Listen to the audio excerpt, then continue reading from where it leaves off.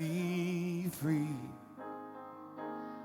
There is only love. When I lose myself, when it seems I've lost my way, then I go inside and quiet my mind. Hear Spirit gently say, there is only love. There is only love. There's a love that heals, love that sets me free. There is only love.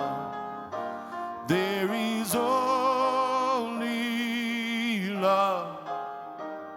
There is only love. There's a love that heals, love that sets me free. There is only love.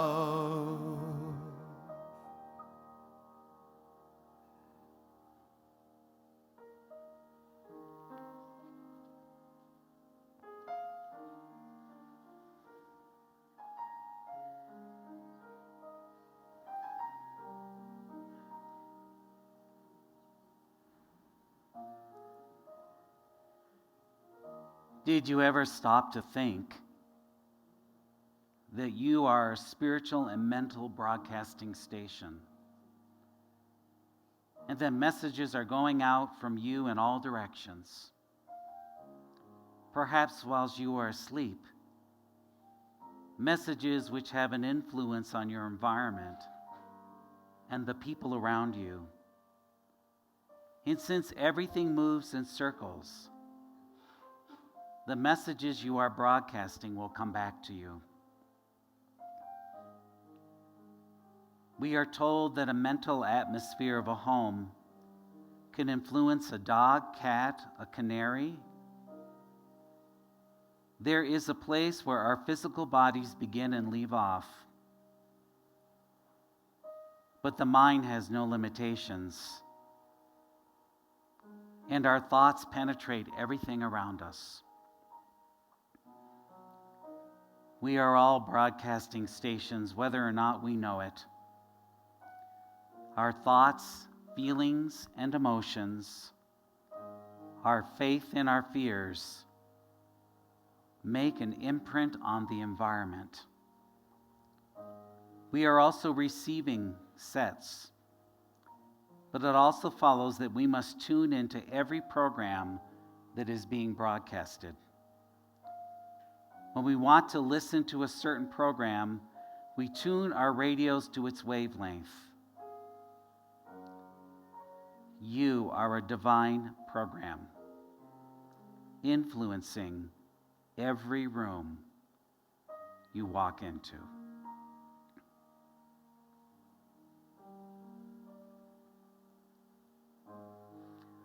There is one spirit, one mind we call love, God's source. That presence is here this morning as we gather together as the people of the divine, expressing through our Sunday services, our rituals, and our prayers. What a joy it is to gather in this sacred spot. So what I claim and know for us this day is that we have open minds and open hearts, that as we express our different ministries, we are broadcasting a spiritual event that transforms hearts, opens minds, and enlivens those who have to hear it. I am so grateful for this moment, for this gathering, knowing we are one, and that what we create transforms others' lives. Us, I simply release this unto the universal law because I know the minute I speak my word, it gets demonstrated, broadcasted, and filled with great love. I simply allow this to be. And together we affirm. And so it is.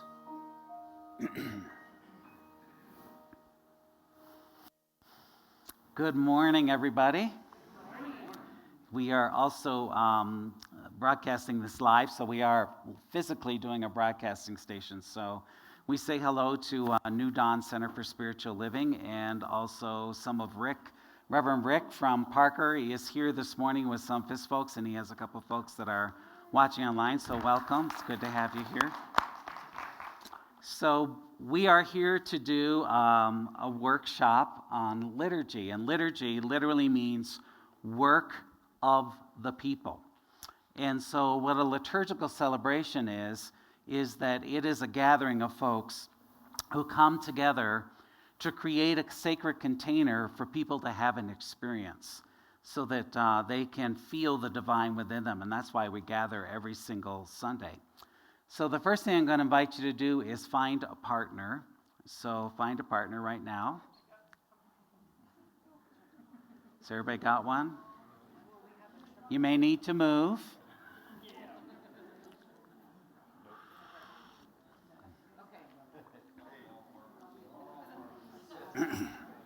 Raise your hand if you do not have a partner.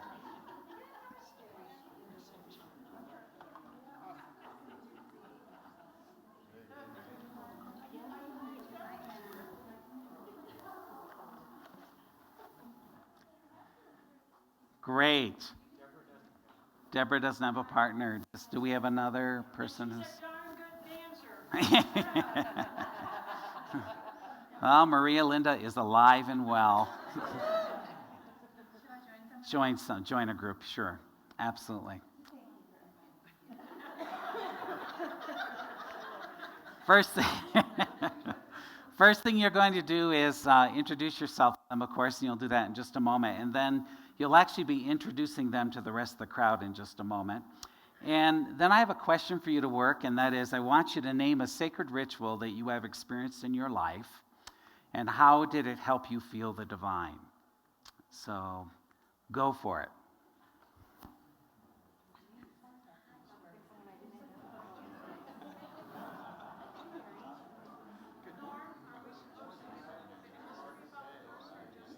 Just their names, good. Yeah, just their name.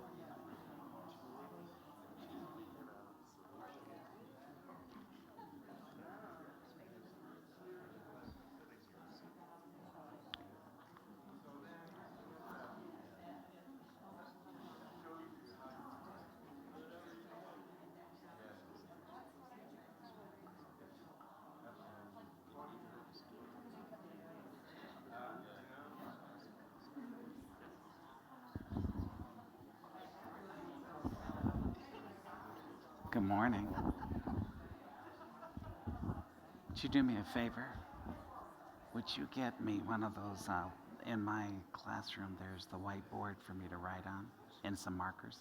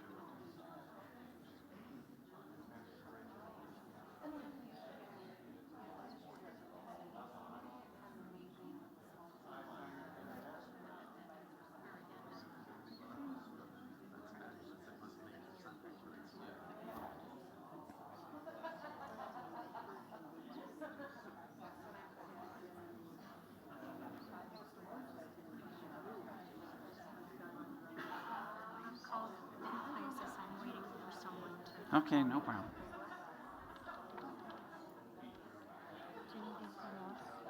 Let's do it over here.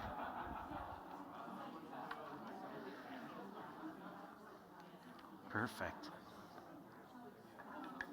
There it is. Thank you.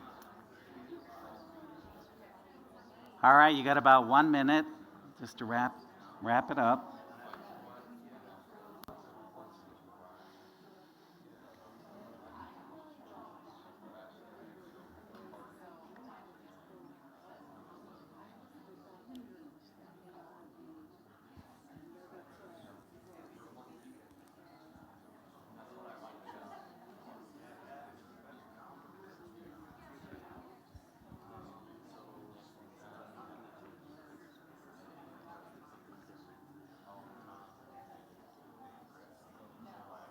All right, thank your partner. And stay right where you are. So, awesome. First thing we're going to do is introduce each other. So, I'm going to start here, and you just pass the mic along and introduce who your partner is. My partner today is Michael Keeter. There's no accounting for, Now you get to introduce him. That's all. That's it. Yeah, no sermons. My partner today is Wes Walters. Hi, Wes.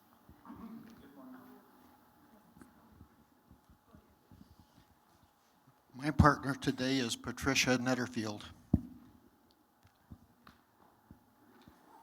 My partner is Mark Noble, and we were in class together, and we realized we're just now 10 years here at this church. Wow.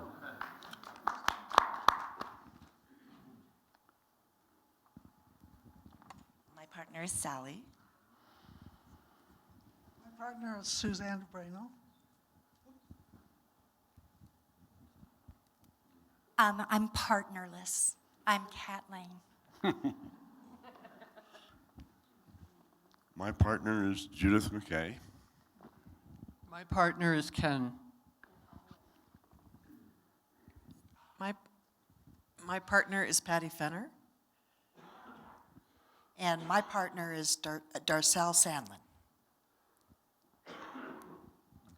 My partner is Ann. And my partner is Barb. And my partner is Jim Strunk. My partner is Reverend Rick McCollum.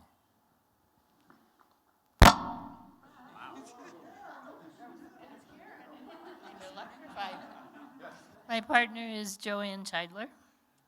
And my partner is Karen Bose. My partner is Chiquita Isom. My partner is Sandra McLaughlin. My partner is Barb Tharp. My partner is Kathy Staten. My partner in Namaste is Connie Horn. And my partner is Maria Linda Yost. My partners are Jeanette Keeter and David Lips. My partners are Deborah Young Ireland and David Lips. My partners are Jeanette and Deborah. My partner is Kathy Neal. And my partner is Sue Coast. Good morning. I'm privileged to be partnered with Dawn Denise Grunsner. And this is my partner, Barry Keith Donahue. I'm partnered with Connie Martin.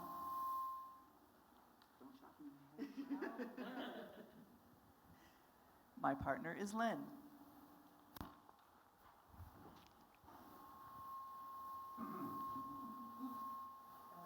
And my partner, is this working? Yeah. Okay. My partner is Susan Richmond. And my partner is the extraordinary talented Ken Dance. This is apparently the band section.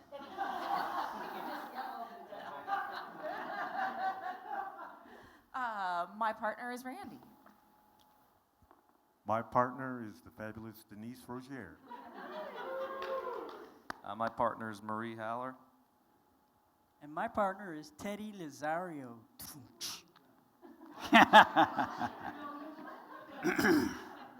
Drummer extraordinaire.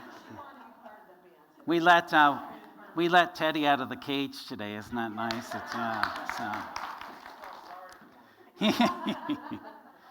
So, anybody want to share answering that question? What was the sacred ritual that touched you? Just so we can hear a couple of them in the room. Connie. So my sacred ritual has to do with prayer. One of the reasons that the prayer chambers are so strong and so vibrant and so exciting and so felt. That's not on. I have to say that all over again? Yeah.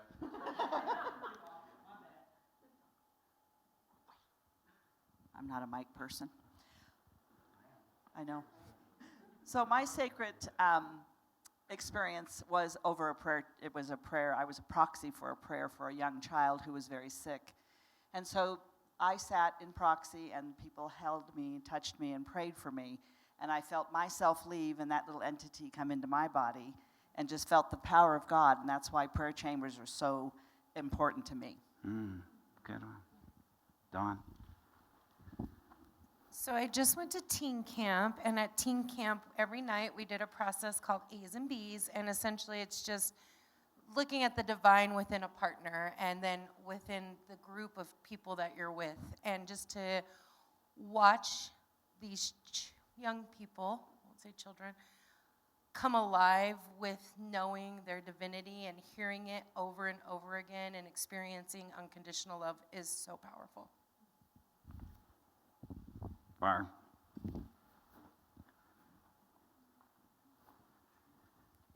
My partner Ann's mom died in June, and she has found that through the death, she has found a new life in herself, and some of her basic pieces about her that were not there for years are now tending to come out and really be who she can be.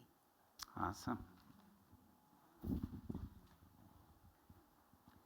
I was telling Ken that, so growing up Catholic, I remembered I loved Saturday afternoon going into confession by myself. And it wasn't until I was an adult and a friend of mine sort of reframed the idea of confession, because I know a lot of people who weren't of the Catholic faith thought that was really strange.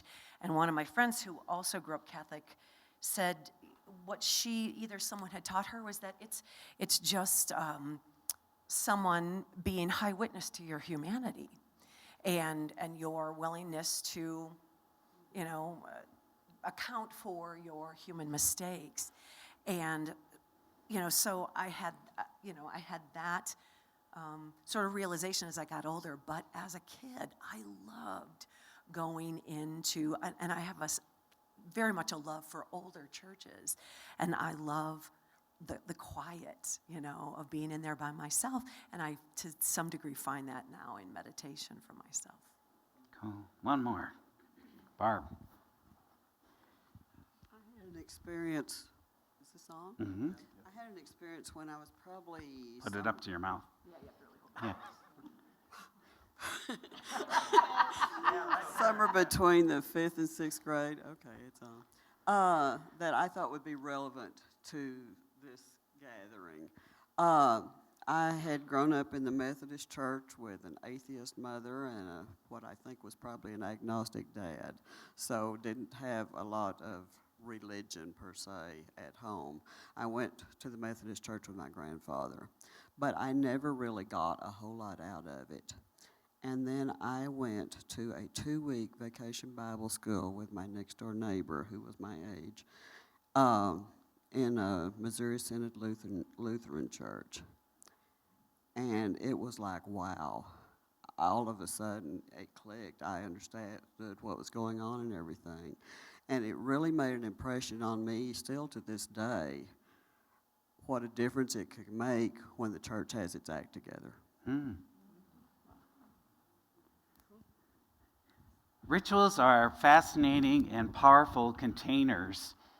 And coming from a Catholic tradition, I was very well schooled in being able to create a container in which people can experience the sacred. And that's really what this workshop is all about, is to look on how you and I are affecting the entire thing that we do on Sunday called church, or called Center for Spiritual Living.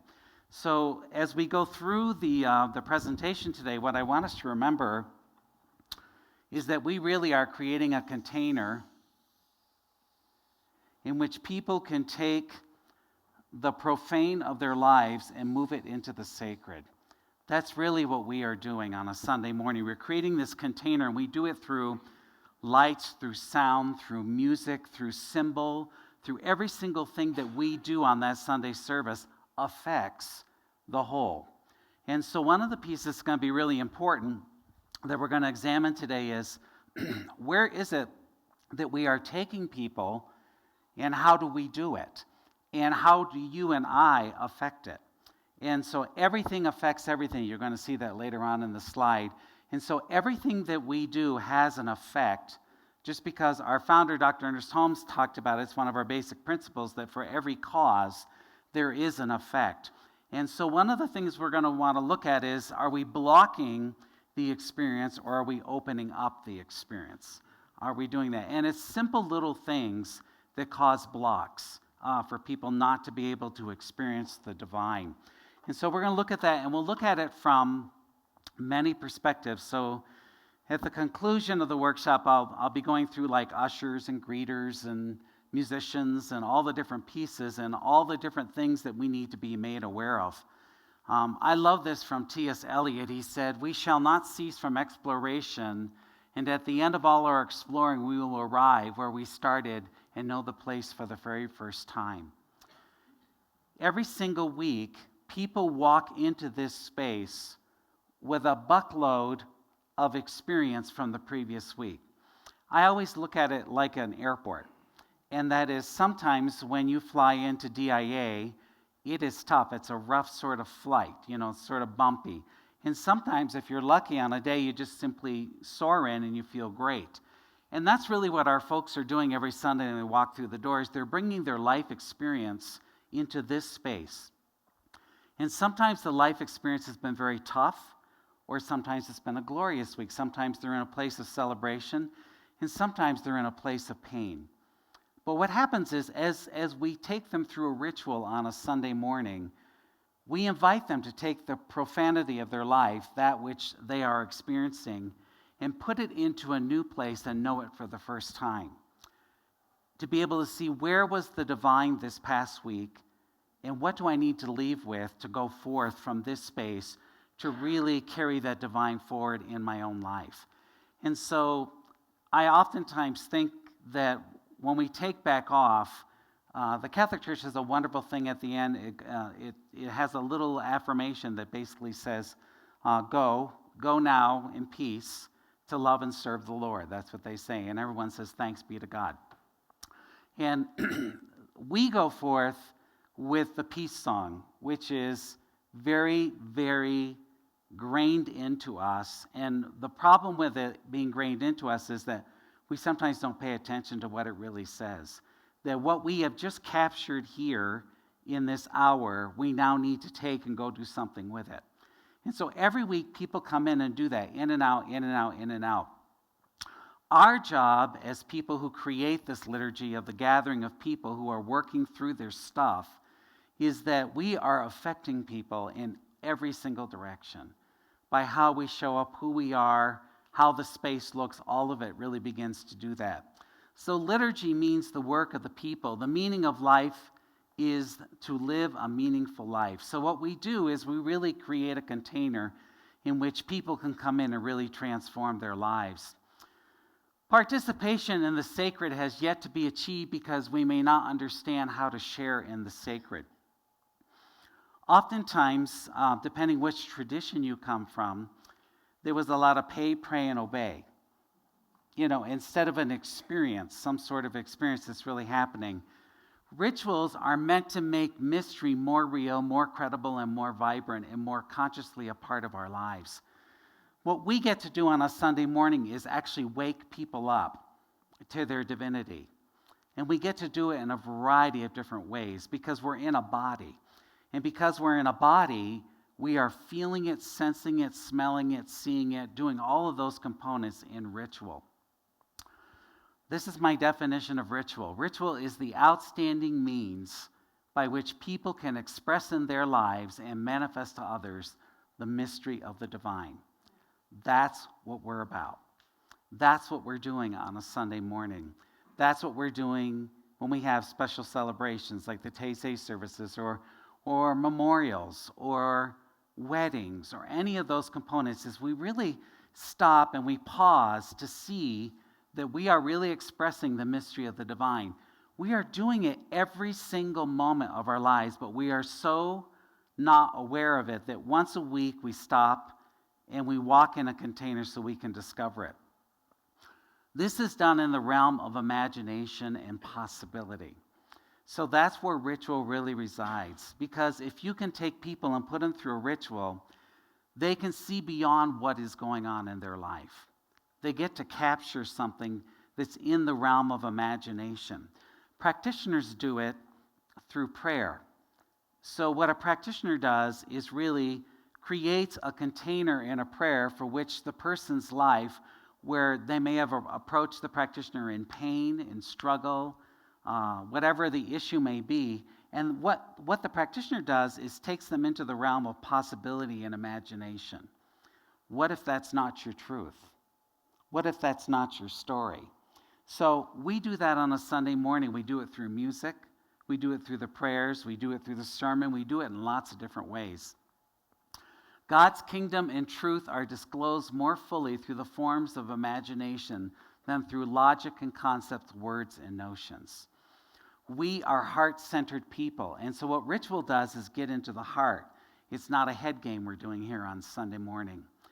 We oftentimes, as religious scientists, have been accused of being heady because Ernest says, change your thinking, change your life, but it's hardly that at all. That's just a portion of it. The feeling that is behind those thoughts and the feeling behind the emotion is really what we're getting at on Sunday morning. So I oftentimes get teased by Joan. You know Joan, who sits here. She wears the fancy hats, and she'll always say to me on the way out, this has been a 4-box Kleenex day. And why do you do that? I very consciously do it. Because if you don't feel it, you're not going to express it. If you don't feel it, you're not going to change it. If you're not touched and moved, then nothing changes or moves. And so I don't go out to make people cry. I oftentimes get them to laugh, and I also get them to look at their mirrors. But all of that is for change. It's for transformation. That's really what we're doing. The key in experiencing the holy is the human imagination is part of the human person that is being addressed in ritual. How many of you have been to Disney World or Disneyland? Yes. Do they not transport you somewhere? Yeah, they do. Everything seems possible. We had our church conference there a couple of years ago, and I remember going, and at night, they do this incredible piece where this globe comes floating across the world, and the globe opens up, and the world gets transformed. And I was watching my behavior when I was doing it. I was so in it, and I could feel it, and I could experience it. And I thought to myself, that's what experiencing the holy is like. It's moving you from where you are into a place that's much deeper. Because what's going on in ordinary life, there's something else going on underneath it if we would tap into it. That there's a power and a strength and a creativity and imagination that is being tapped into. And that's what we're doing on Sunday.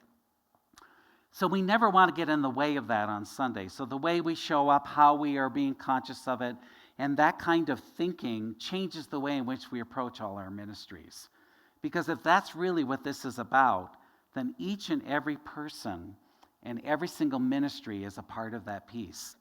The second part to experiencing the holy is this part of the person is being addressed and engaged in forms of imagination. You have to move people from where they are to possibility of what they could be. Our founder, Dr. Ernest Holmes, says that so powerfully. You know, that's really what we're about, is realizing that there's a divine within us that is far beyond that which we are experiencing. That's hard when crap's going on in your life. And we have people every week that come in here that have crap going on in their lives. And the joy and the privilege I get is counseling people and getting to hear their stories and getting to hear that their pain they're in. So an average person that walks through those doors oftentimes is having relationship problems. They've been hurt. They're unable to forgive somebody. They're in a job they're very unhappy in. And they're bringing all of that to this space. And what we are doing in this space is providing a container for possibility and imagination, that the thing that they're having the experience of in their life is not their reality, that there's something else going on. And we get to open the window, paint the picture, and create the possibility. And we do it in so many ways. When these forms are allowed to function, a redescription of what reality is and might be comes into the view of the believer. That's what ritual does. Ritual moves you from the profane suffering of your life or the crap in your life into something that is totally different. So for once a week, you get to experience a community who loves you. You need to know there are people who come in here every week who don't have a community that loves them. That once a week, they get to capture that they are something else besides their problems. That they are something else besides not having enough money to pay their bills. They capture that here. So how we do that is critically important. The secret to ritual language lies in the awareness that faith is initially expressed and most effectively expressed in forms that speak to the imagination, to the heart. That's what we're about every single Sunday, is creating this heart space and showing them the possibility in the imagination. In ritual, these forms are meant to evoke and create possibility to experience the divine. These ritual actions can create conditions which can dispose participants to receive the gift. Now, we can also block the gift. Yep. And this is how we block the gift. Not being fully conscious. Not fully being here. Not showing up on time. Every single thing affects every single thing. So if we don't have that consciousness, what we do is we block the experience of other folks, because we have cause and effect on the global side as well. Imagination is what providence uses in order to get persons deeply into reality, into existence. It gets us far enough out and deep enough down so that we can fully experience a reality. The reality is what Dr. Ernest Holmes has talked about, that we have never been hurt, that we are fully, completely the expression of the divine, and that there is a perfection within us. The challenge is how do we get people there? And we get them there through imagination. We get them there through possibility thinking. We get them there through touching their hearts so that they can feel, sense, and know it. So ministries, which all of you are, we are busy changing volunteers to ministries. We have not been successful. We continue to call them volunteers. It's not a volunteer. Every single person that affects our community is a minister. And ministries are the artist of imagination. The way we show up, how we be, that we are this open container which allows people to really be touched. It's the expressive forms of those of the artists that really speak to people's hearts. One who understands how to create, compose, and choreograph ritual, it is an aesthetic experience. So it's a body experience. You're using senses, smells, sights, touch, color, lights, music, all kinds of things that we use. So how many of you remember last year we brought in a sculptor? What was that like for you when you saw the sculptor? And why was it amazing? It was magical. Yeah. It was showing the change of form in front of us and how you can actually change something that quick. Absolutely. Beautifully said, Chiquita. There's something about the aesthetic experience, that tactile experience, that really changes people's hearts. You got to see a sculptor bring in this face that was full of pain into a place that was absolutely beautiful by the end of the service. And he did that by touching it, shaping, and forming it. And of course, throughout it all, we were talking about your life is the same way. You're either creating it in pain or you're creating it in joy, and that we are the masters creating it. And we brought in a potter. We've brought in a potter several times. The same sort of thing, that tactile experience that really allows people to see that. And I'm going to spend a great deal of time on music, because music has a possibility of doing the same thing. It transports people to a whole nother level through participation into the sacred. So lots of folks love our music. And the reason they love the music is the music goes for the heart. That's what it does. It gets you down deep. What we're going to do is even expand that even greater to say, well, if that's what it does, how can we do that even better? What is it we can do on Sunday mornings that really get people into the aesthetic and feeling the experience of who they are? I want to talk a little bit about imagination and what I mean by imagination. It means making ritual and art in its expression and in its experience. We must get inside the hearts of persons, and they must get inside the mystery of the divine. That's what we're doing on a Sunday morning. We're digging them in. We're inviting them to go on a journey with us. And so there's a reason why we do what we do at what time we do it. There's a reason why lights go down at a certain time. There's a reason why people gather into the spots that they do, because we're taking them on a journey. We're inviting them to go deep. We're inviting them to really look at their lives and transform exactly who they are. So we are the ones that are doing that. The ministries are doing that, all the way from the usher to the greeter to every single experience that we're having. Ritual symbols are meant to release the imaginative dynamism of believers so they experience the present and the mystery of the divine. So how we sing matters.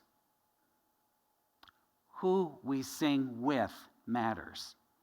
So when we get the congregation to actually come together and sing, it's not just singing. We're moving them.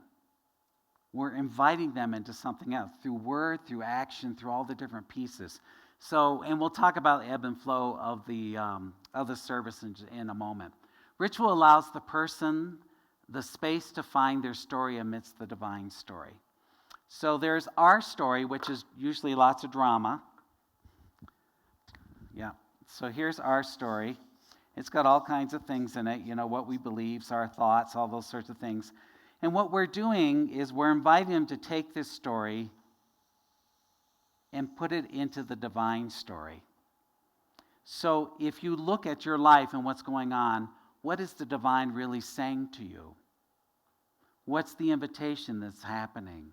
All those components. So that's what we're doing on a Sunday, is we take their lives and we invite them to come into a bigger understanding of what their life really means and who they really are. That's the real key that's happening on Sunday mornings. We return the ordinary to reorient to life's possibilities. That's really what we're doing on a Sunday morning. How many of you have ever experienced that on a Sunday morning? Yeah. Tell me what that's like. How do you know that's happening? Okay, you leave lighter than you came in. There's times when I leave the podium and walk back to the seat, and I don't know where I am. Mm-hmm. Yeah, that's a personal problem, but no, I know exactly what you're saying, that all of a sudden you were in a different, you transformed and went somewhere. You were in the lap of the divine. And I have the same experience at the end of sermons where I go back to my chair. I have to really root myself because I think, where in the hell have I been? And that's a really good thing, because it means I wasn't present, that I was taken on a journey. How about musicians? How do you know it's happening? from your perspectives? Yeah, I'd say it's the same feeling. Or you don't have that feeling because it wasn't quite there. Yes. You know, Very good. It's like, oh, well, I could have done that better. Yeah. You do next time. Absolutely. But sometimes it's magical. Yeah. The way we connect with everybody. Yes. And you feel that connection together. Everything, it's like you can't make a mistake. Nobody in the group can make a mistake. There's those moments. Yeah. And that's when the Yeah. magic pops. Yeah. Absolutely. Yeah. Or when a piece is done so well, I've experienced this. We're really blessed to have such great music here. That experience where when a piece is finished, nobody dares clap because we're in this sacred space. We're in this incredible space where, oh my God, we have just been transported. We have just been touched. We do that every single week. That's our responsibility to do that. Liturgy, which is the Sunday service where people come to do their work of the people, it is the most important thing we do as a community. I also get the privilege and pleasure of teaching ministerial students. And one of the things I drill in them is that this is the most important thing you do is the Sunday morning. It's the key to everything. It's what gets the classes open and ready and willing to receive. It absolutely affects everything. The Sunday service is really interesting how it moves us.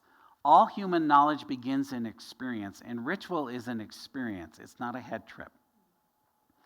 It's not at all. It's us getting them to open their lives and open their hearts as well. We know what we know because of what we have seen, heard, tasted, touched, and smelled. And so the Catholic Church has this down to a science.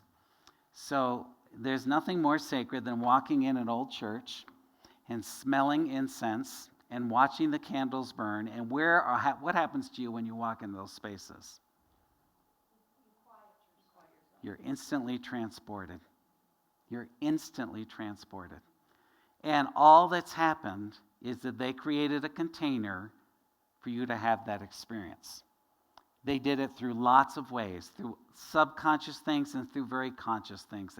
I love going, when we're in Europe, I love going into old churches, and I love hearing the crack of the pew when I sit on it.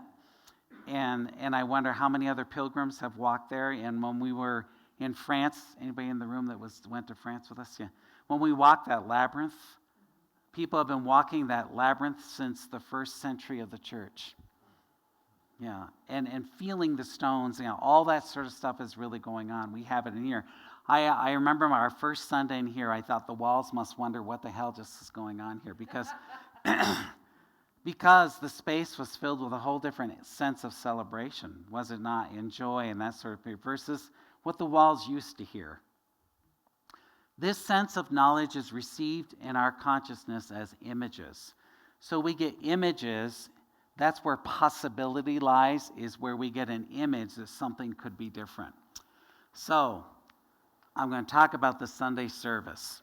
The position of our body lets you know what is happening in the Sunday service. So what you are doing with your body is telling you how you should behave. So when you are sitting, what do you think this position represents? Absolutely, receptivity. What else is it representing? Rest. No, hopefully not too much.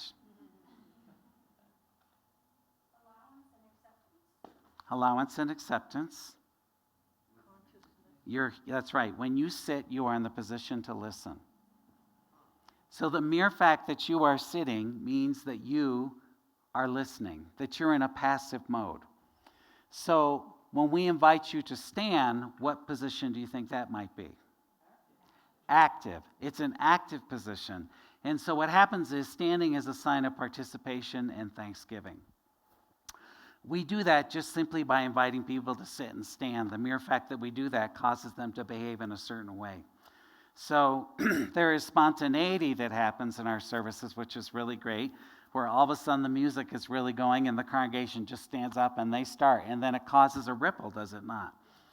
Yeah, it's the whole little piece. So you can tell what we're trying to do in the service simply by the position of your body. You can tell what we want you to do. Okay, so, and lights are affecting that as well. So when we dim the lights, it supports the listening. It supports going in deep. It supports all of those components. Holding hands is a sign of oneness, connectivity. Now, we connect in many ways here at our center. So it's active connectivity. So in the beginning, we invite people to greet each other, and I'll talk more about the greeting in just a moment. But it's a sign of getting people to connect. Now, what happens on a Sunday morning is when people come in, they're coming in as individuals. Our job is to get them out of their individuality into a community. So how do we do that, do you think?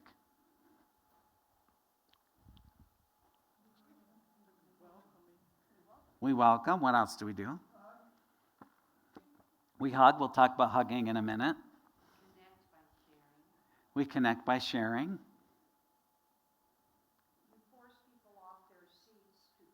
I force it. Yes. They are. Yeah, they are. Which is perfectly okay. Perfectly okay. But our job is to get them to move from individuality into connect to a community. And so there's a reason why we gather together. Where 2 or 3 are gathered, so is Spirit. There's an intensity when people are gathered together. It's just an effect, a cause and effect by when we do that as well. You can't depend on your eyes if your imagination is out of focus. You actually have to depend on your heart. So I want you to think of our church as an imagination factory. Imagination is the room and thinking is the furniture. So we get to rearrange people's furniture every single week. We get to rearrange their lives. We invite them to do that. Now, we don't actually do it. Who has to do it? They do. We just provide the room and the container for the possibility of that to happen. So thinking is nothing but furniture. What you move your thought to creates a different perspective. And that's what we're doing every single Sunday. We can move the furniture from corner to corner and get a new look and fascinating looks. We can get people to look at their lives from a different perception, a different perspective. And our job is to do that on Sunday with teachings. Sometimes we need a new and larger room. So sometimes we're creating a larger container. So when there's lack and fear and all those components, the room tends to shrink. But when we look at joy and possibility, the room gets to expand. So we're about expanding rooms of possibility. So it's always done through forms of imagination. So I named a few of them here that I think are really important. One is myth, parable, image, symbol, and ritual. And so all of those you will find in the realm of imagination and possibility. So where do you see any of these in our Sunday service?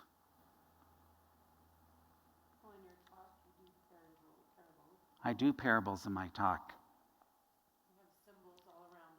And what are the symbols? So, I mean, even that is a symbol of peace, that picture. Yeah. The candles, our signs of mind symbol. What else?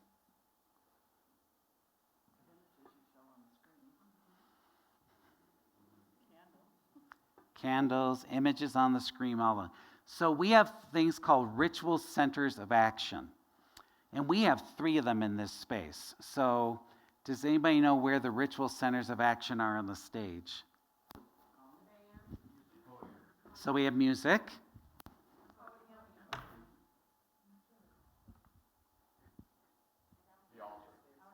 No. Someone said it already. The congregation. Yeah, those are the 3 main ritual centers of action. So we have the music, we have the word, and we have the congregation. Those are the 3 most important things that are in a congregation, to really, really important. So when you're looking at setting up sacred space, everything points to those 3 ritual centers of action. That's what we're doing with folks. So you will notice that we do it in very subtle ways. So when the musicians are playing, you will notice the lights go out in this section when the light people are awake. They're not always awake. And oftentimes I give them the look, because what happened is they leave the lights on here. So when we leave the lights on over here, who gets the attention? The music does. It's very good. And when the practitioner comes up to do the prayer at the podium, you will notice that the musician's lights go down and this light goes on. So what does your attention do? Yes. And when we want active participation in the congregation, the lights go up and we invite you to give us money. So all of those things are the dynamism that are really happening in the sacred space. Come on in, guys. Are you from Parker? Welcome. Your holy man is right there.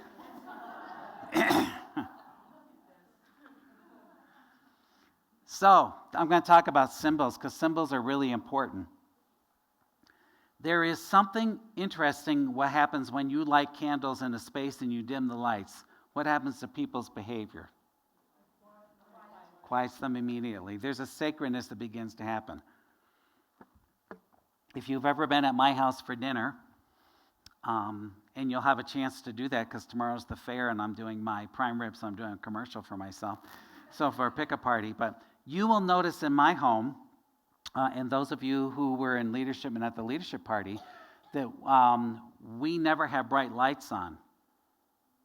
We have lots of candles going. We have beautiful music in the background, because the minute people come in, they always say the same thing to us. I always feel so good in this space. So that's our responsibility on a Sunday morning, because they just got done flipping somebody off on their way to church. And they're pissed because they can't find a parking spot. And that's what they're coming into. And so our job is to take them from that, which I call the profane, into the sacred. And we do it through symbols. We do it through a powerfulness of how the space really looks. Symbol is derived from the Greek word meaning sumbala, which means thrown together. That when you take different pieces and bring them together in a symbol, you get a different experience. So how we do that is through candles, through music. So when you come in on Sunday, Jim usually, once we've done our prayer together and everyone goes off in their different directions to do their ministries, Jim oftentimes playing Gregorian chant, beautiful sort of soft music, and people come in, and all of a sudden you're getting transported. You didn't even know you were getting transported, but you are. A church I got to help in Albuquerque, New Mexico, when I was a Catholic priest, the priest there he said, we are in a very tough neighborhood. And I'm wondering, how can we move people, because they were in a very square building in the middle of this poverty-stricken neighborhood where lots of crime went on. So what we did is we created an experience for them from the second they left the car. And we did it through water, and we did it through plants, and through music. So what happened is when they left their car, they came through a gate, and inside of the gate was a whole different world. And there were beautiful plants, and the pathway maneuvered its way to the front door, and as it did, there was water flowing. There were beautiful plants, and there was music with outside speakers playing. So instantaneously what happened is the congregation started to form. They started to shape, they started to move, they started to feel differently, they started to do all that. We're doing that here on Sunday morning when people come through the door. By the way, the greeters welcome people, how they greet them, which I'll talk about in a little bit, into a sacred space, into a place that somehow is different. And it's being done through lights and sounds and music is really what it's symbols. A symbol brings together things not normally connected, but usually separate into a unity that supersedes what either reality alone is or means. It's just a candle. But when you put a candle in this space and you bring in music and you dim the lights, you're creating a whole new reality. That's what that means. That's the power of symbols and be able to use them well.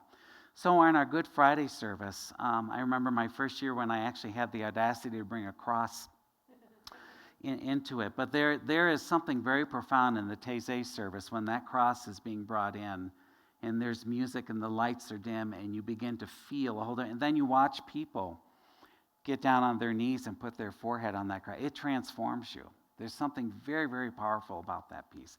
And it's all being done with symbols. Symbols represent two things. the thing itself, which is like the candle, and that which it points to and makes presence. It's not just a candle. It's creating an experience. So we have to be very conscious in churches to create those experiences for folks. Otherwise, if we don't create those experiences, it becomes a performance. And we're not into performance here, we're into experience. That's really what we're doing on a Sunday morning. Doesn't mean the performance doesn't need to be excellent, because it does. So the practitioner needs to be rooted, who's at that podium. They need to perform well. Musicians need to perform well, is what Ken was saying. But it's not a performance, it's an experience. We're here to give people an experience. And that's what differentiates us from a concert, a rock concert. Ritual, it's a public dramatic action. By nature, it is social. It is a group enacted of and participation in the presence of the sacred. It's a constellation of symbols and myths that point meaning beyond themselves and make that meaning present. Our founder, Dr. Ernest Holmes, if we want to use science of mind terminology, would simply say, we are shifting thought and we are manifesting something different. That's what we're doing on Sunday mornings. We are manifesting something very different than what they came into this room with. So the responsibility is huge, really is big when we look at that whole component. It is in ritual then that the community finds its keenest and most fundamental expression. They come in here and they feel it. I get the privilege of greeting people at the end and hearing their stories, and I get to hear it in my offices as well. And they always say the same thing to me. When I came in here, I felt like I was at home. I felt like my life was different. I felt touched. On Sunday morning, I walk away transformed. I feel different after I leave. All those things are letting us know we're doing something right. Faith grows well when it is expressed in celebration. Good celebrations foster and nourish faith. Poor celebrations may weaken and destroy it. So what might be some things of poor celebration?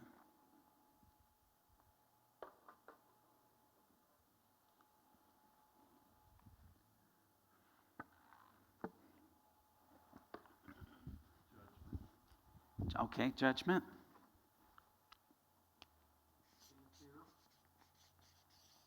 What is it? Can't hear the speaker. You had your hand up. Not being well prepared? Yep.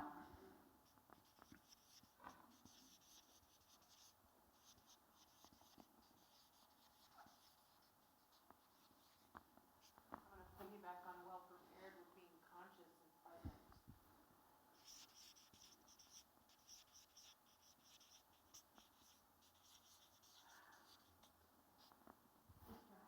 Distractions. What might some of those distractions be? People walking up and down the aisles, coming in,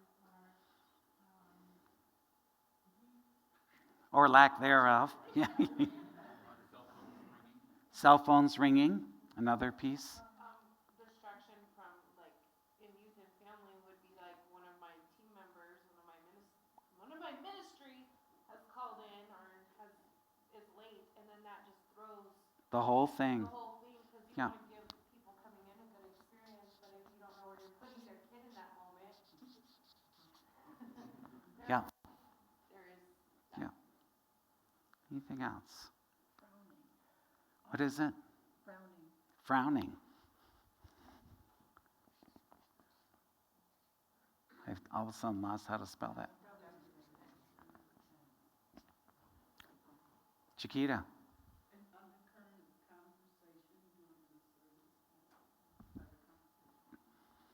Yeah. We call that the sister shh.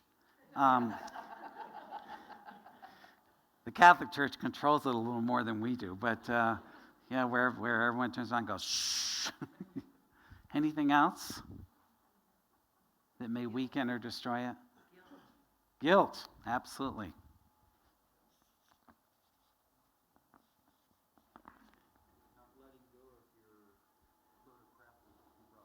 Yeah. What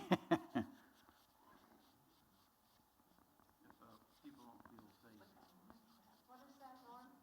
Not letting go of the crap you brought into the room and not feeling safe. I'm just gonna touch on it toward the end, but we're looking at safety in the community because of all the stuff that's been going on in churches. So we're not turning a blind eye to that. We're keenly aware of it, and there is a team on the Leadership Council that is looking at safety and what does it all mean for us so that we can create that container of safety for folks. Rick, I saw your hand. You had mentioned earlier about the lighting. You know, if you've got somebody speaking, but they're in the dark. Yeah.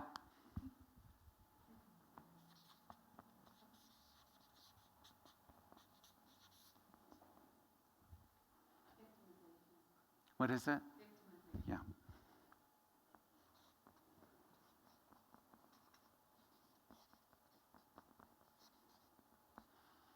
Anything else that will weaken and destroy it in a celebration? I don't know the word for it. I'm thinking of clicks. Sometimes before Very or good. after service, you're so busy chitty-chatting with your best buds that you don't notice that new couple just kind of standing there walking out, or, you know, because you're just in your own little world all the time. Very good. Yeah, very good. Even before church. Absolutely. I haven't seen you in 3 weeks. Ah, Yeah, exactly.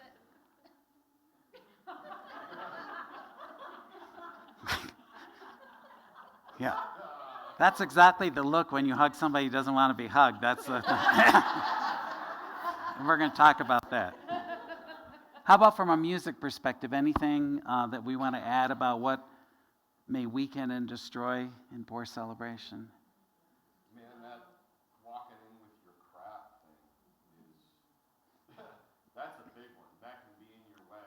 Yeah. And, you know, we're all out performing in, you know, places where we're getting hit with the left side and right side and everything else, and you come to this place, and before we perform, we have to be in that place of oneness already so that we can give that message out.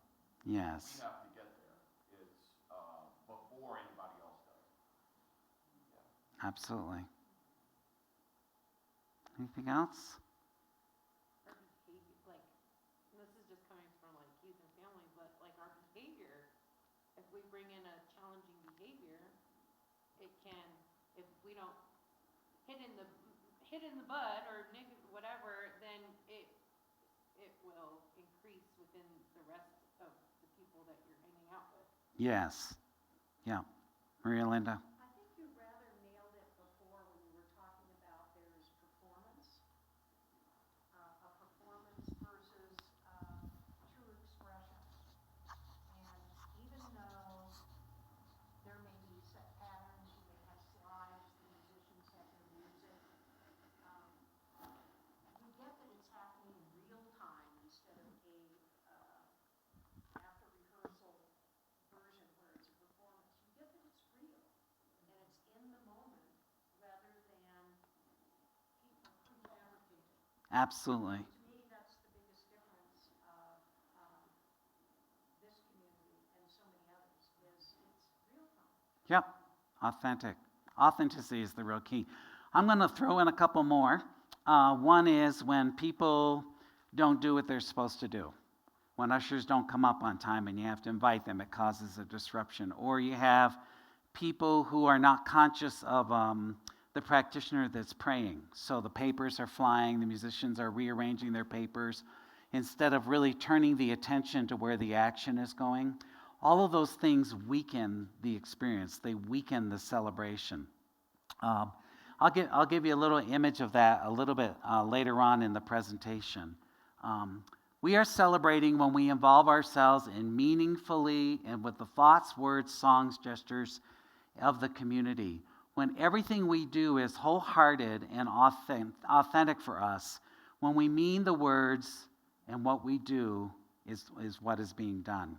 So there's something about authenticity. It's what Maria Linda was poking at, and that is there's something about really being authentic in the moment and really being the living words and breathing words of what's really going on. So my famous one, I worked with lectors. They were readers in the Catholic Church, and they used to read scripture.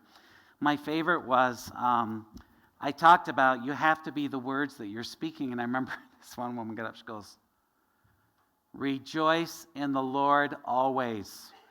Again, I say it, rejoice." Thought, wow. Sister Gudagunda with her ruler saying, "You're going to be happy." So that's very different. That's very different than saying, "Rejoice in the Lord always." Again, rejoice. So that you actually become the words. You actually become the music. Musicians who can't move, I call them we don't have them here, but the concrete people. I've watched it in other places when I've gone to other centers where you can tell they're not owning the words. They're not owning the music. They're not in the experience. So you're outside of the experience. And that's when you're involved with ego, fear, all kinds of different dynamics, versus when you're fully present. When you're fully present and you're fully here. So, and that works from all the way from the greeter to the usher to the lights to the candles to the whole thing. It all works together. And that's really what we're talking about is you've got to wholeheartedly be here. And you got to do what needs to be done. In true celebration, each sign, ministry, music, and action will be invested with the personal and prayerful faith, care, attention, enthusiasm of those who are carrying it out. We are the vehicle that's allowing or disallowing the powerfulness of the service. And that's the whole purpose of getting together today, is just to say, okay, how can we become aware of that? How is it that we're doing that? I'm going to pick on the ushers, but there's one usher that runs for office when she's on, and here's how she does it. She's taking this, goes, and thinking, just take the money, just stop it. You're not running for office, You're not doing that, but that's what's going on. That's what's going on. And so that's about ego. That's when you move into, hi, hello, how are you? Oh, hi. Now you're going to watch and see who it is on a Sunday, but you'll see her. You'll see her. She runs for office every week. So that's interesting because actually one of the critical points in the service is celebrating and circulating prosperity. So how do ushers show up authentically so that it feels like you're creating a space where circulation is really happening? So in a dignified way and being fully aware that you are the carriers of prosperity. It's those sorts of pieces. So that's just one example. We are creating a container which allows people to take their ordinary life and see the extraordinary and the sacred. So that's a huge responsibility for us to do that. Good ritual has these concepts present. Representation. What that means is access to the spiritual, which is present but invisible like the air, must be mediated by the matter through the representation. That's a fancy words. But what it really means is you are the vehicle through which the divine is expressing or not. We're the ones doing it, yes.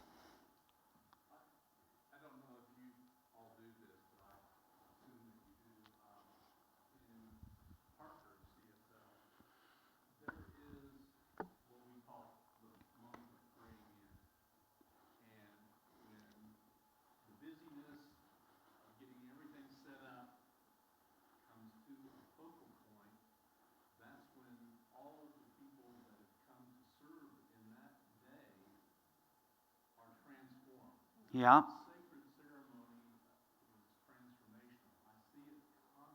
Yeah. Yeah. I think that is the preparation. It's not a preparation, but it's an allowance of that divine to be present in each one of those people that are being served. Excellent. Yeah, and you're absolutely right. And we do that too. We do it at the prayer, so in the front. So it's all the busyness, and we use the gong. It reminds me of monastery. We hit this gong, and people come together. And it is at that moment that we remember why we're there. You're here to serve. You're here to be as a servant, as we would say. You're here to serve. You're here to be. And that happens through that powerful prayer. You're absolutely right.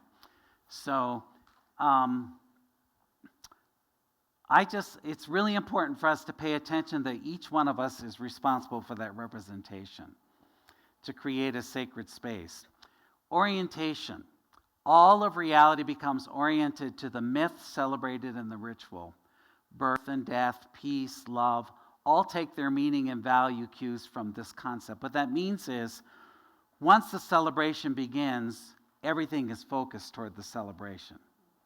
Everything has to work and orchestrate and move and be its presence once that begins to happen. In good rituals, there's communication. The ritual forms and sustain community by communicating in symbol and in myth the group's fundamental meaning and goals. Ernest Holmes says, you get to experience as much of the kingdom of God here and now, according to your own thought, according to how you really show up. So actually, the Sunday service is a picture of what the kingdom of God should look like. That's what heaven should be, is the Sunday service. So that means there's a loving community. We're connecting with each other. There's joy, there's music, there's wisdom, there's insight. You're getting a picture of the kingdom. That's what the Sunday service really is. It's a picture of what heaven might be like. So we have people who come into our space on Sunday morning who come from abused families where parents are screaming at them. And they come in here and people don't scream and they're lovely. So they get a picture of like, oh my God, this is what it's supposed to be like. This is what love feels like. This is what joy feels like. So we create that container every week. We get to create the kingdom of heaven right here and now. Transformation. Good ritual calls for transformation.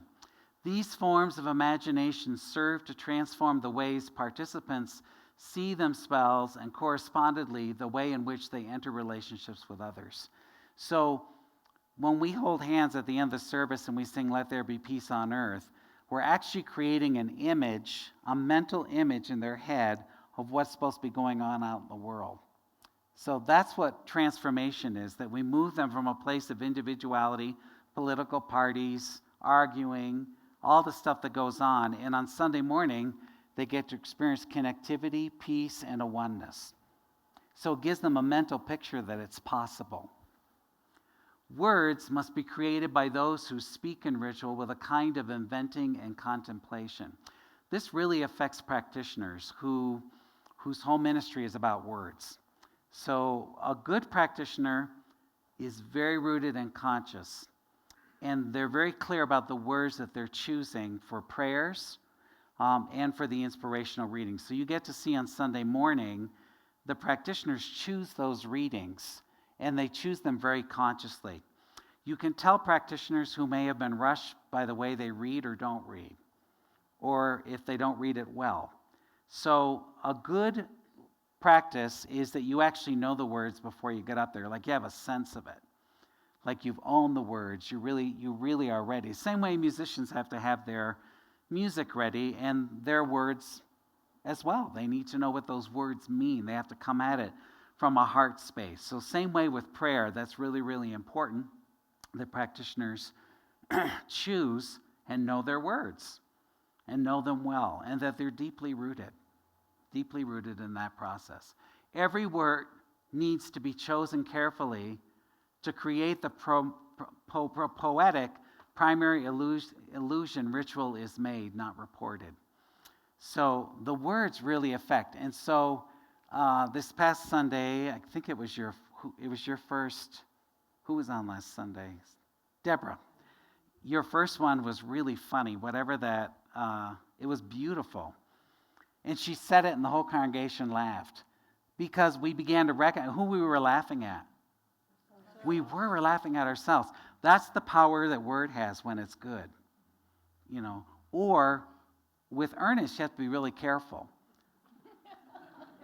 Because if you leave the congregation confused by what you just read, you've not done well with Ernie. So because Ernie does not like periods and commas, God rest his soul, when you choose a reading from Ernest Holmes during the actual, you have to be very careful on the reading that you choose. And you have to put in commas and periods where he chose not to. Because your responsibility is to make the words come alive so people can actually hear them. So pausing, taking your time, not reading rushed, all those components. Now, Ken is really helping you with all this because there's music going on underneath your prayer. So there's another layer that helps people really relax, but your words are critical. They're really critical in how you do them and how you proclaim those or not. Ritual participants, like all who perceive art, must be lured away from the ordinary experience of life into a ritual world in order to perceive more profoundly what is really happening ordinarily. That's what we're doing to people on Sunday. We're luring them away from their ordinary life to see how profound they really are, that they are the God in expression. That's huge when you think about the responsibility we have to do that. And we do it through sounds, through music, through art, through culture, through symbol, through talks, through words, through prayers that are done well, that ushers come forward on time, that greeters absolutely greet people in a manner that really is profound and good. From the gong that calls us all to prayer, all of that being done, all of that's being transformed and done. Ministries for Sunday. With the ritualist, the body speaks louder than the mouth. You can tell when someone is uncomfortable with what they're doing. And what happens to the congregation when you are uncomfortable with what you are doing? You make them uncomfortable. Yeah. So being in your body is particularly well. So I'm going to invite you to stand for a moment. Yeah. So you're standing, which means what? Active. You're going to be active. So I want to teach you how to root yourself so that when you come in this space, whatever activity you are doing, that you are rooted. And so rootedness is really done simply by driving energy down to your feet. Now, I've had to do a lot of this recently because I have neuropathy left over from chemo in my feet. So on Sunday morning, if I, after my sermon, turn without being rooted, I almost fall. It's happened to me twice on a Sunday because I'm not rooted. Because of the neuropathy, I can't feel the bottom of my feet. Now, it's hopefully getting better and going away. That's what I'm knowing. So here's what you do. Close your eyes. I want you to drive all of your energy down to your feet. And think of yourself as an oak tree that has these really powerful roots. And they're spread. And open your eyes when you feel rooted.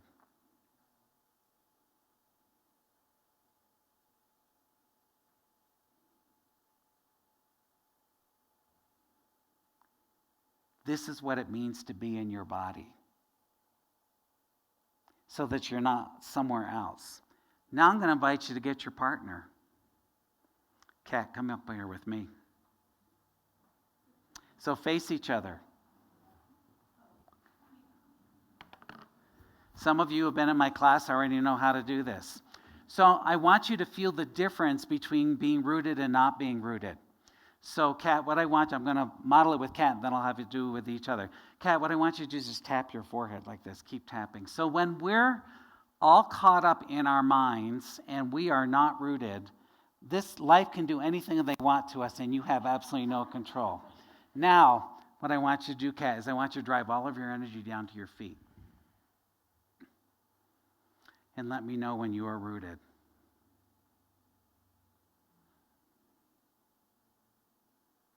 Now open your eyes. I cannot move her. You see, one, when you are not rooted, everything is bothering you all around. You know, things are happening, which means you're not rooted. You're caught into an energetic field. When you are rooted, you are in control and nothing can move you. You're absolutely. So I want you to try it with each other. One of you tap your forehead and then toss them around. Go ahead, toss them around, yeah. I'm done, yeah. And now switch roles.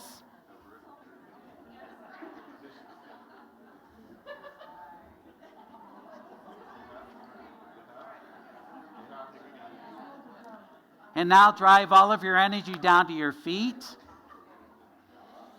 And try it again. So close your eyes, drive your energy, and notice the feeling difference.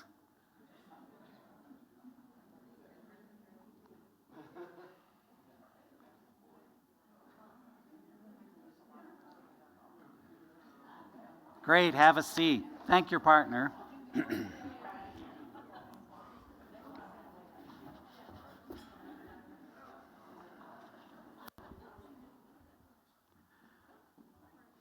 Did you feel the difference between being centered and being tossed about by life? Ministers and ministries must be rooted on Sunday morning. You cannot allow the chaos that is going on, and there's plenty of it on Sunday morning. Ask Kat, and ask my staff, ask Patty, and ask Connie. There's all kinds of stuff going on, but if you are not centered, you are getting tossed about by an outside experience. When you are rooted, you get to control the experience. So whether you are the practitioner praying on the stage, you better damn well be rooted. Or whether you're the usher collecting, you got to be rooted. Or musicians, you have got to be centered. Got to be centered. You've got to be in that space where you're absolutely in the control of power. The body must be connected with the words and not serve as their countersign. You can't have a person talking about joy and not moving in their body. It has to. Musicians do it naturally. So you'll notice that musicians absolutely move with their body. I always love watching Ken behind the keyboard with his eyes closed and he's in it. He's just in his space. I watch him do it. So that type of piece where it doesn't show counter to what you're doing. That you're actually in your body, you know what you're doing, and you know how to do it as well. Ritual creators must be persons who are aesthetically aware. It means you got to be aware of your surroundings. You got to be aware that what you are doing and how you are showing up is affecting the whole. That's really what you're doing. Exposure to and experience with aesthetic forms is an indispensable element in educating persons to be ritual artists.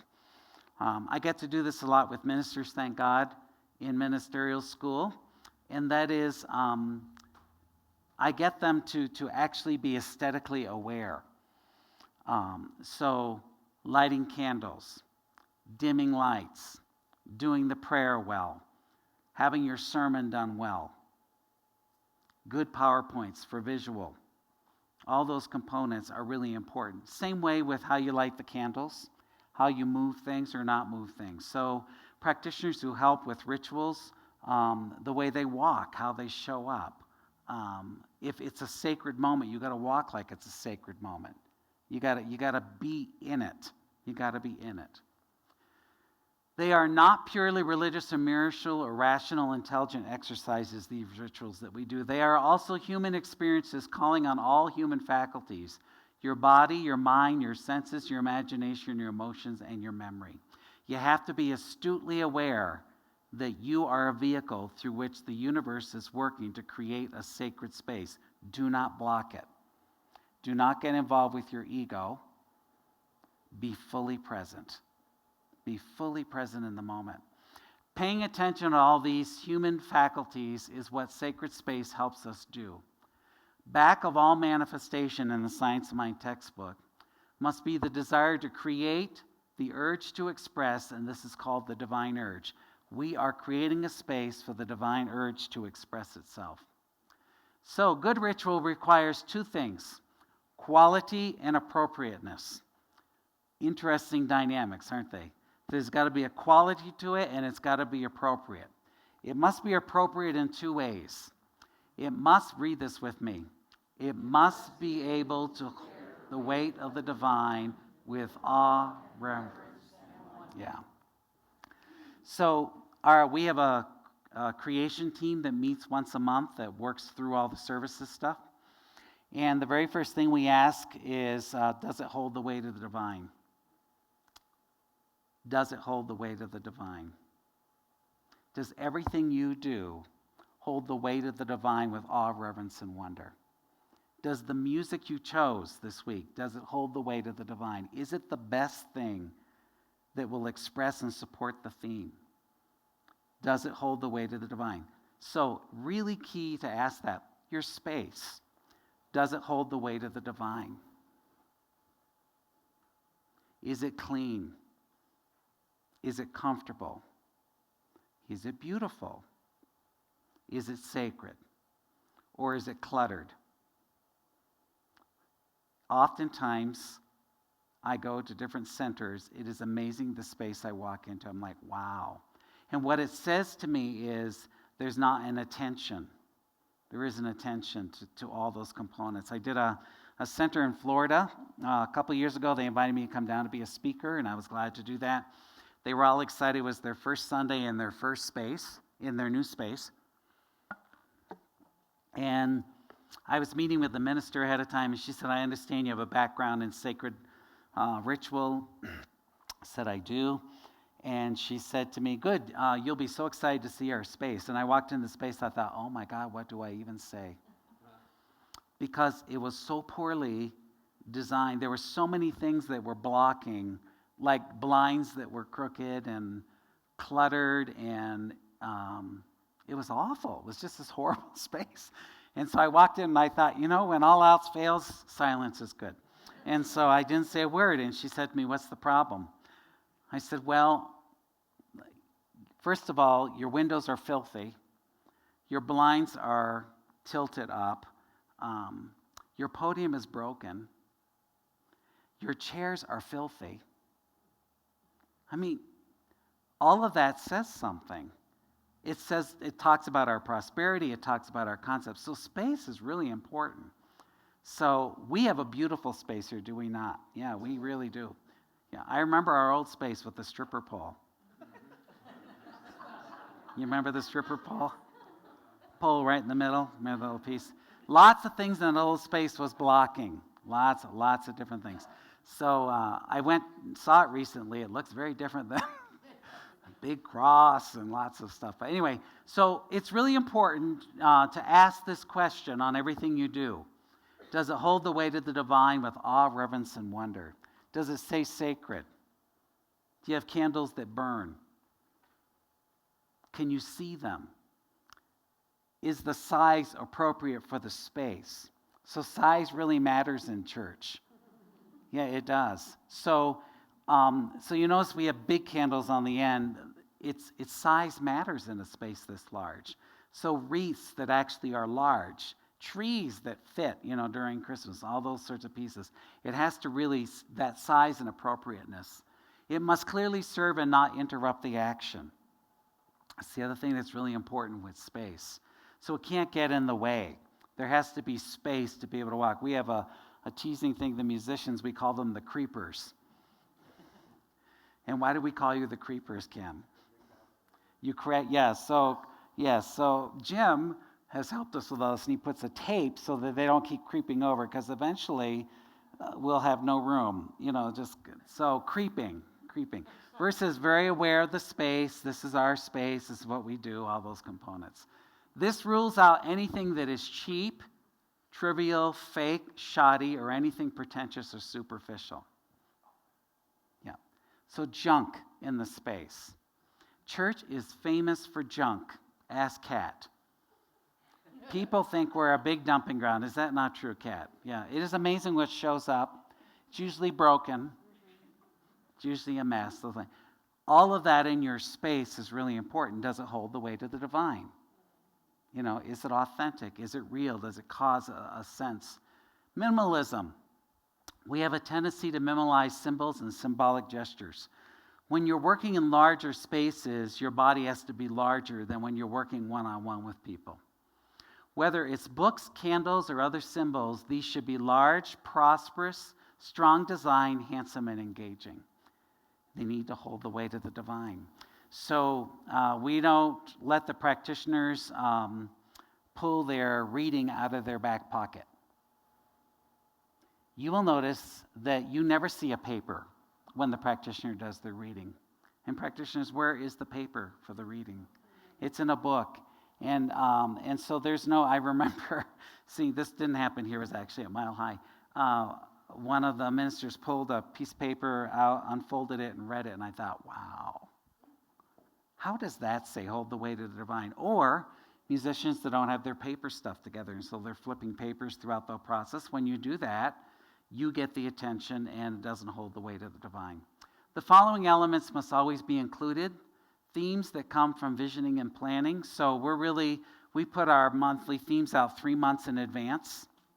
That just happened in this past year because now we have a social SEO company that is doing our marketing. So you'll notice everything we put out on Facebook and all that is connected to what our Sunday service is all about. So there's an actual theme. The musicians know that theme and they choose the music. Music that matches the theme, they do a very good job with that. The following elements, congregational participation, looking for ways to always involve the congregation. So it's really important because they're the most important symbol in the space is the people. So when we do decorating at Christmas, we bring the decorations out into the congregation. We just don't decorate the stage because you decorate spaces that are important. So we need to be very consciously aware of decorating the space. So you'll notice we have banners at both ends so that the congregation feels included in that process as well. So finding ways either through gesture, music, song, connectivity, finding ways to get the congregation participating and connecting is really important. So every so often at the end of my sermon, you'll notice I do a song and we have you gesture it or we have you connect with it. You know, we do Love and Build a Bridge. We do those kinds of things to really connect the audience. Ritual flow. There is a process that we are doing on a Sunday morning that's really important. So I want you to name them for me.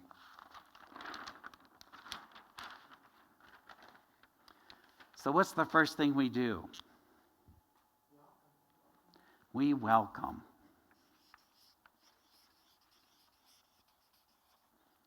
Then what do we do? Announcements.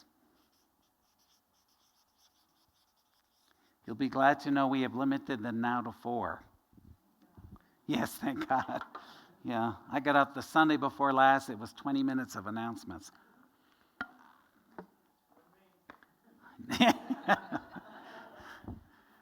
What happens after the announcements?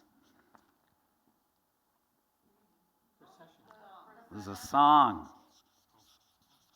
It's a processional song.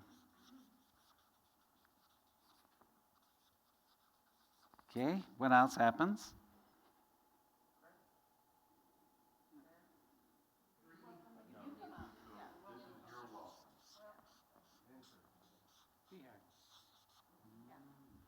There's a BHAG and we welcome people. So we welcome the new people. All that happens in the beginning. So all of this is very active stuff. So all this is very out there. It's very loud. It's all those components. I want you to pay attention to that, but it's really happening. The BHAG is really important. And the reason it is we have made the decision when we did the Good to Great process. A BHAG has a 30-year life shelf, which means it's going to take 30 years for it to even become an expression. And we're really clear about what we're best at, what our resource engine is, and what we're passionate about.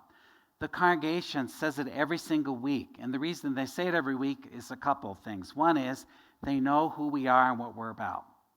Secondly, it teaches them how to talk about us.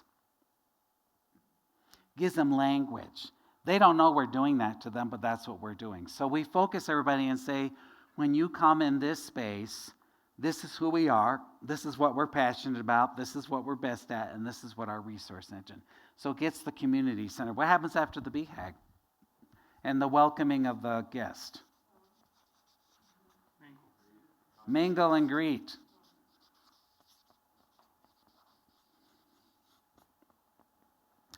Then what happens?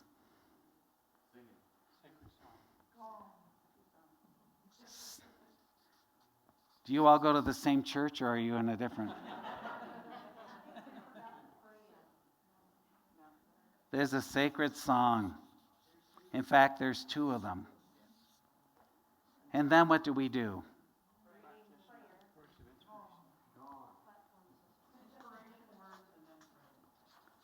There's a gong. And then what happens after the gong? Words of inspiration.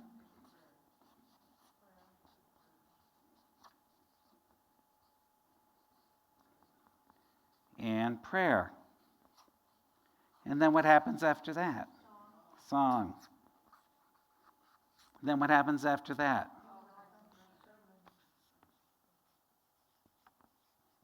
And what happens after the sermon?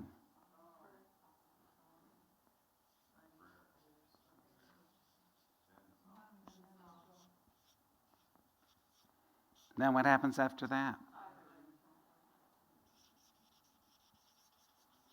And what happens after the offering?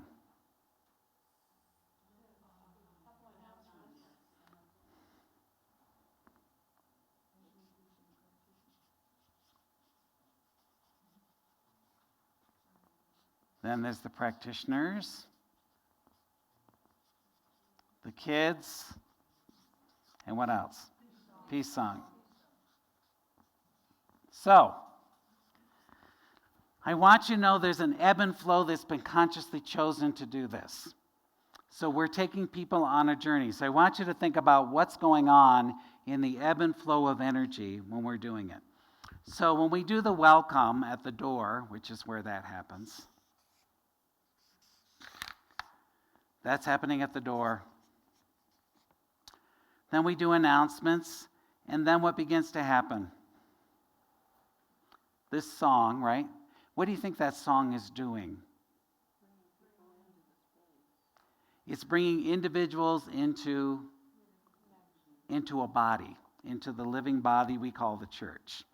So that's what the song does. The song takes us from belly button to connectivity. That's really what it does. So all of a sudden, people's individual pieces come to an end, and all of a sudden, through song, we bring them together as one.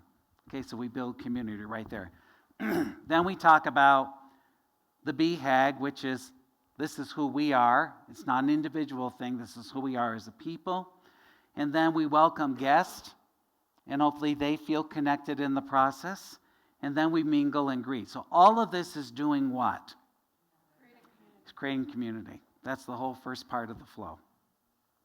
You're creating community from people who are individual in their parking lot flipping people off into a community that is filled with love, and you're about to do something sacred. That movement is particularly important to get people to move out of their belly button into the connectivity of the community. All of that is happening, okay? Has anybody ever paid attention to what's going on with the lights? Spotlighting is going on the stage. Light people in the back, where are the lights at this point?